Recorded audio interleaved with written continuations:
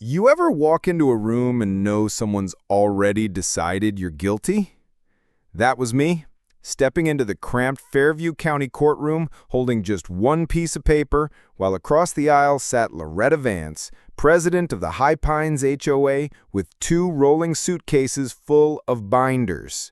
She wore her power like armor. Perfect nails, gray pantsuit pressed crisp, lips pursed like she was permanently tasting sour milk. Loretta didn't just think she was right, she believed she owned the outcome. And today she thought she was about to force me to repaint my cabin, rip out trees, and pay $30,000 in back dues to an HOA I wasn't even part of. But let me take you back, because this war didn't start in court. It started with a cabin, a gravel driveway, and a gallon of paint. Act 1. The cabin that didn't belong.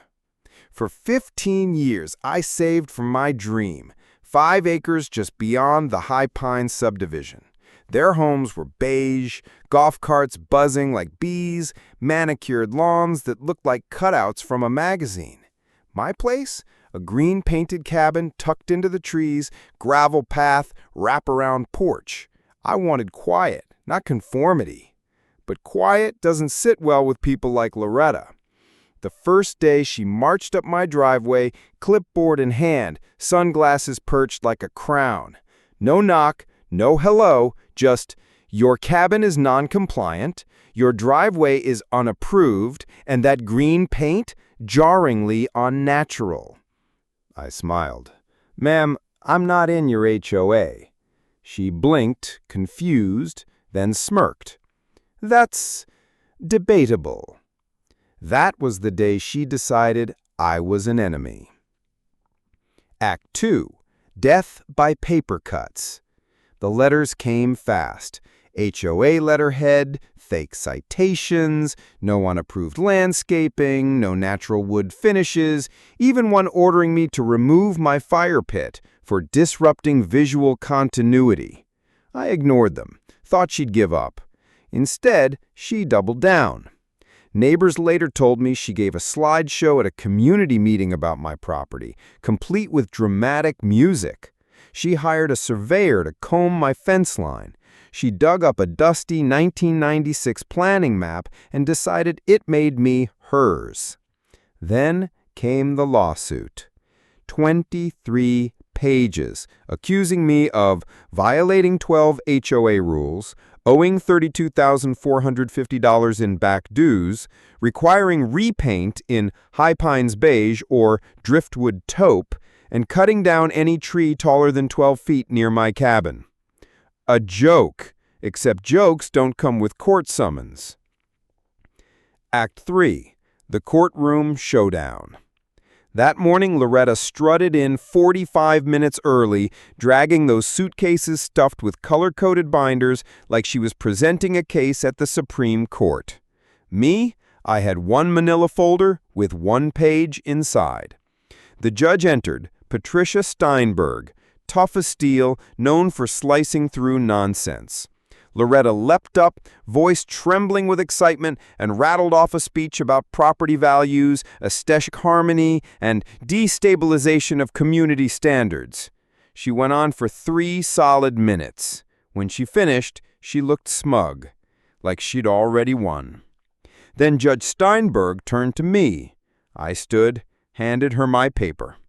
It was a certified county document from 1994.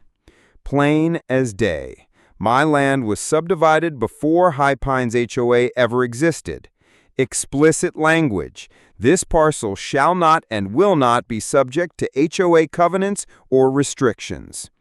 The judge looked up, her eyes cold. "Miss Vance, your HOA did not exist when this land was divided. You have no jurisdiction here. Is that correct?" Loretta opened her mouth, then closed it. The judge didn't stop. "This court finds your claim not only baseless but bordering on harassment. You knowingly attempted to enforce private rules on exempt property. Case dismissed with prejudice." Her gavel fell like thunder. Act 4. Fallout. The courtroom murmured. Loretta's face went pale, then red, then pale again. She scrambled for her binders, but none of it mattered anymore. The HOA was ordered to pay my $5,000 legal fees. A cease and desist barred them from ever contacting me again, and the judge's last words cut deeper than any fine. Perhaps your community would be better served by leadership that understands the limits of its authority. That was the death sentence. News spread like wildfire. Within 24 hours, High Pines held an emergency meeting. Loretta was voted out unanimously. The residents weren't angry at me. They were angry at her. Because the HOA had to cover my legal costs, every household got a $40 assessment. Her allies turned fast. And by Monday morning, Loretta's real estate license was suspended pending investigation for ethics violations. The last time I saw her, she was sitting alone in the HOA meeting hall surrounded by boxes of useless binders. No crown, no clipboard army, just a woman who thought she could bend the law and found out she couldn't. Act 5. The Lesson. I still sip my coffee on that porch every morning. The cabin stands green against the trees. My gravel crunches under my boots. The fire pit still smokes on cold nights. And sometimes neighbors come by. With beers, with stories. Turns out most of them hated Loretta too. They just needed someone to stand up first. See, I'm not anti-HOA, but there's a line between order and obsession, between community and control. Loretta crossed it and lost. So I'll ask you, what would you do if an HOA tried to drag you into court over property you don't even belong to? Would you fight back or fold? Drop your story in the comments, and if you want to hear more tales of HOA power gone wrong, hit subscribe. We're just getting started.